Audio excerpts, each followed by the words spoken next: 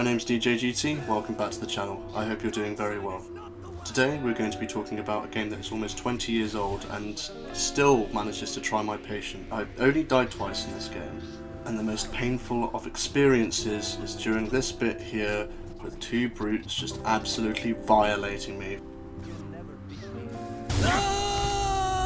But these aren't even bosses, these aren't even close to bosses. The interesting bits are the mini-bosses, the ones with the crab droid where you have to grapple in order to be able to try and take them down from the inside or throw explosives at them. And you've got the Republic gunship where you have to deal with them firing rockets at you and shooting blasters at you. That's very, very difficult, and the only way that you can get to it is by throwing explosives and with lightsaber throws. Then you've got the Newt Gunray gunship fight, ironically enough, where he has lasers and various different torpedoes that he's just launching at you over and over and over again. When I was a kid, and when I was playing this on live stream, ages and ages ago, this took ages and ages and ages because his explosive ability gets rid of all the explosives that are on the deck, which means that you have to lightsaber throw them. And on hard, I can tell you that it is very, very difficult.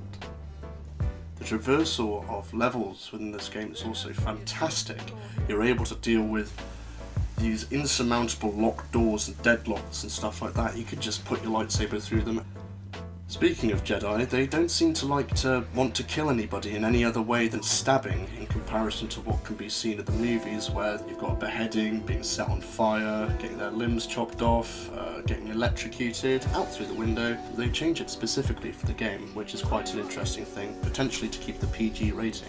This game is very good with the amount of story that it has, with regards to the fact that it's drawing from Revenge of the Sith, and also creates its own story with regards to the Jedi Archive signal scene from Revenge of the Sith. They make their own story about clone assassins guarding this thing, and Obi-Wan Kenobi is sent to go get rid of these assassins. And it's a really, really good follow-on scene, and those assassins are an absolute pain in the bum to go deal with, quite honestly, but it's very, very good.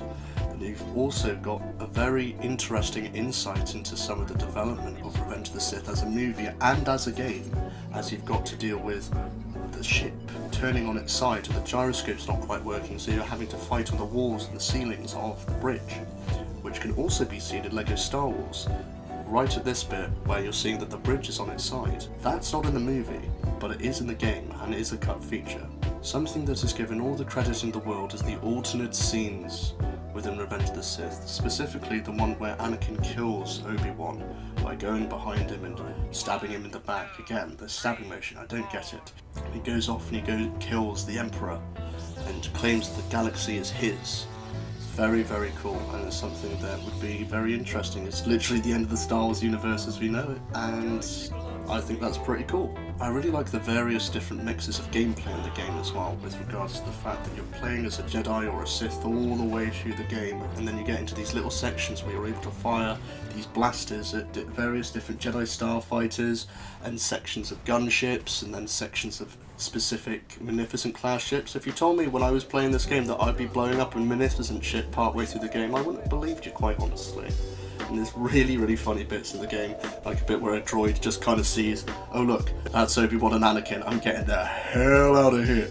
And this bit where Poggle gets lamped by a door. And also this bit where Obi-Wan Kenobi kind of decides that he's a cat. And of course, it wouldn't be a normal Star Wars game if it wasn't completely littered with war crimes, which is what you do as soon as you walk into this room and murder unarmed combatants. Very brilliant, we love it, and Anakin's just kind of looking down at this guy and saying, oh yeah, I'm not a Jedi, whooping! The leveling system in this game is really, really good as well, because every single point of XP that you're getting from killing people to a certain degree of mastery, you also are then able to reinvest immediately into the skills that you think are going to serve you better throughout your playthrough, your original playthrough anyway. And apparently, you know, even though you've got people specifically having been stabbed instead of their original movie executions, you've got Anakin completely cratering these Jedi with a massive statue and then crushing Sarah Keto with a pillar. It's insane. It's absolutely insane.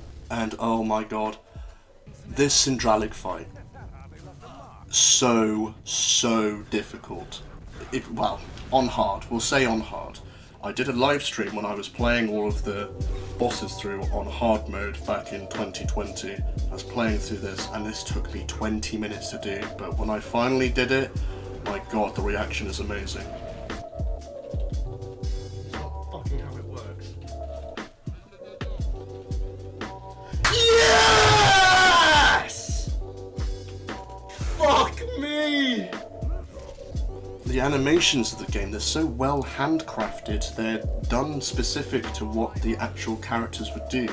The amount of like actual dismemberment in this game is really cool. Like, you can barely kill an enemy without something falling off of them. The concept art shown in this game is really, really cool because it shows you an insight into what was originally planned for Revenge of the Sith and the video game as well, bringing concepts of both of them. And the Aurebesh in the menu is accurate. And then finally we get to the bonus levels. The bonus levels are fantastic, especially the one from A New Hope, the one that I'm showing here. There's a variety of different parts of the story that you're playing through. You've got multiplayer bonus levels as well, and you've got the versus arena, but because I haven't got any friends, we will not be showing that at all. This game truly holds a very special place in my heart, because growing up I didn't originally actually own this game. I had to go to my uncle's in order to go play it, and he was really into it. He had all the magazines and all the comics about all the stuff that was happening in the video game, and I just want to say a thank you to him for showing me such a lovely and fantastic video game. And so our journey comes to an end. Revenge of the Sith video game, an incredible, incredible licensed game, and I don't think the collective, the people that developed this game, could have done anywhere near a better job. It's fantastic and it truly has stood the test of time, and it's a shame that we won't get a remaster of this game because it is truly one of the best Star Wars games out there. Thank you very much for watching. My name's DJGT. Please like, comment, share and subscribe. Thank you very much for watching, and may the Force be with you always.